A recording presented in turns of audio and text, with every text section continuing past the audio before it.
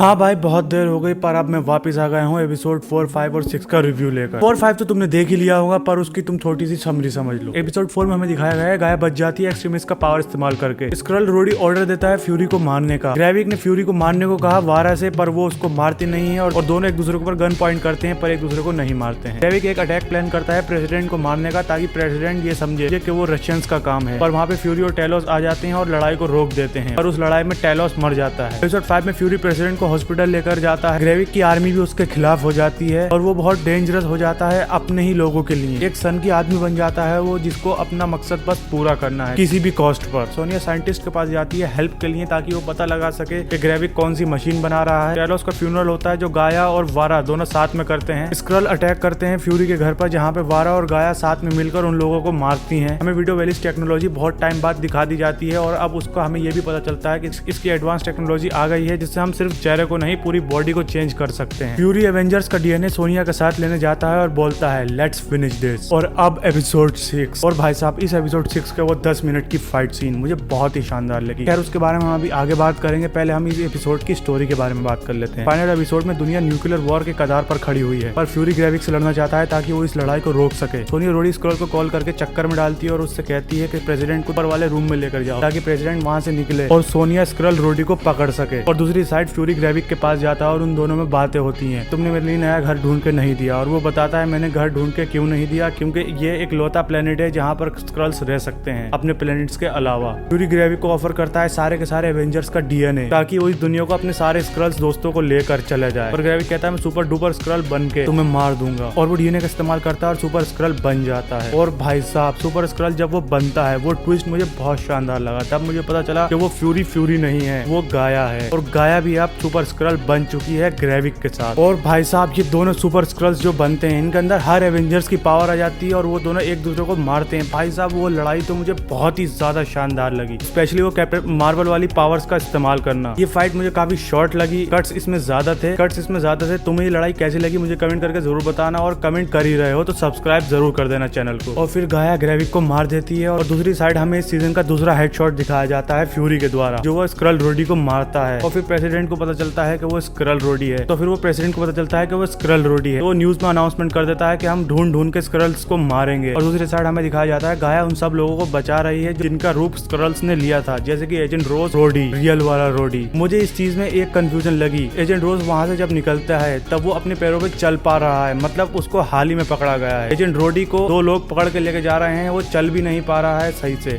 इसका मतलब ये है कि वो बहुत ज्यादा पहले से कैद में है। मार्वल अपनी डिटेल्स पे बहुत ज्यादा फोकस करता है, तुम्हें भी इस डिटेल पे फोकस जरूर करना चाहिए। एजेंट रोज रोडी से पूछता भी है कि तुम कब से कैदी बने हुए हो, पर उसका वो कोई जवाब नहीं देता है। खैर ये बात तो हमें आगे पता चल ही जाएगी। एपिसोड के एंड होते गाया कहीं जा रही होती है और उसके पास सोनिया फेल्सवर्थ आती है और उसको ऑफर देती है तुम मेरे काम आओ मैं तुम्हारे काम आती हूँ, पीस बनाए रखना है इस दुनिया में इसके लिए। एपिसोड की एंड होती है फ्यूरी और स्क्रल वारा एक साथ किस कर रहे होते हैं और साथ में जाते हैं सेबर स्टेशन। इस पूरे सीजन में और इस लास्ट एपिसोड में भी कहीं पर भी पोस्ट क्रेडिट सीन और मिड क्रेडिट सीन कहीं पर भी नहीं है। ये एक संकेत तुम कह सकते हो कि ये सीजन खत्म हो गया है और इसके आगे कोई सीजन अभी इन्होंने कोई सोचा नहीं है कि ये लेकर आएंगे, पर मेरे हिसाब से लेकर जरूर आएंगे क्योंकि अभी बहुत सी चीजों का जवाब इनको हमें देना है। ज्यादा वीएफएक्स का इस्तेमाल इसमें होता तो नहीं है पर वो 10 मिनट की फाइट भी मुझे अच्छी लगी और वीएफएक्स भी उसमें अच्छे थे। एक वेब सीरीज के हिसाब से तो अच्छे ही थे, पर ये मार्वल की वेब सीरीज है भाई साहब, ये और ज्यादा डिजर्व करती थी। मैंने तो सोचा था ये एपिसोड 4 में टपक गई पर ये वापस आ गई और मेरा दिल खुश कर दिया मार्वल ने इस कैरेक्टर को वापस लाकर। तुम्हारा ओपिनियन क्या है मुझे कमेंट करके जरूर बताना और ऐसी वीडियोस के लिए चैनल को सब्सक्राइब करना मत भूलना।